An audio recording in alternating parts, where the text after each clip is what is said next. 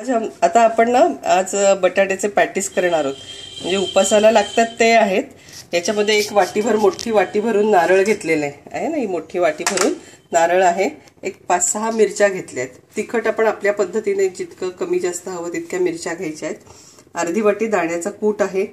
एक अर्धा चमचा साखर आहे आणि चवीपुरतं मीठ आहे. एवढ्याच गोष्टी आहेत. या सगळ्या गोष्टी एकत्र करायच्या आणि मग त्याचं आपण या पद्धतीने थोडंसं तेलामध्ये हे असं मिश्रण भाजून घ्यायचं कोरडं. हे जर कोरडं केलं ना तर ते जास्त टिकतं आणि मग आपल्याला करायला पण सोपं जातं. तर आता हे आपण बटाट्याचं मिश्रण केलेलं आहे. हे पहा, नारळाचं मिश्रण आहे. हे असं आहे आणि हे जरा गार करायला ठेवायचं आणि मग बटाट्याची पाती करायची.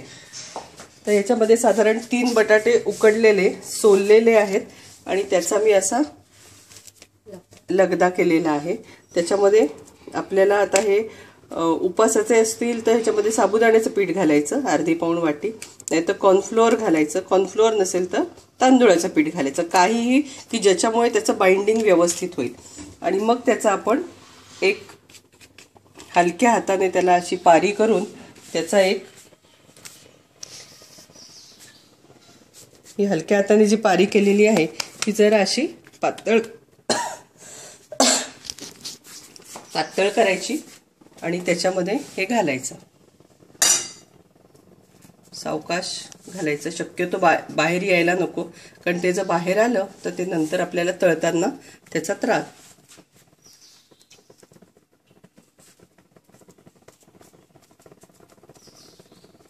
हे असं करून घेतलंय आणि तेल चांगलं तापलेलं आहे.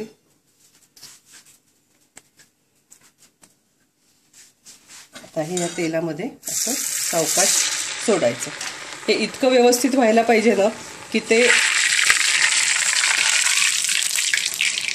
असं सुटलं नाही पाहिजे. एकदम हे पाहिजे. असं जर वाटलं की हे सुट्ट आहे किंवा ते मोकळं होतं आहे तर त्याच्यात अजून जे आपल्याला घालायचं आहे, कॉर्नफ्लोअर म्हणा किंवा तांदूळाचं पीठ म्हणा किंवा साबुदाण्याचं, उपासाचं करायचं असेल तर साबुदाण्याचं पीठ घालायचं.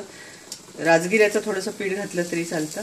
आणि मग हे मंद आचेवर असं गुलाबीसर हे करून घ्यायचं, तळून घ्यायचं. चांगलं मंद ठेवायचं म्हणजे मग ते छान होतं, खुसखुशीत होतं. जितकं तुम्ही मंद ठेवाल तितकं ते वरचं पारी खुसखुशीत होईल. साबुदाण्याचं पीठ जरा जास्त घातलं तर ते आपल्याला करायला पण सोपं जातं आणि अगदी सुंदर अशा पद्धतीने होतात.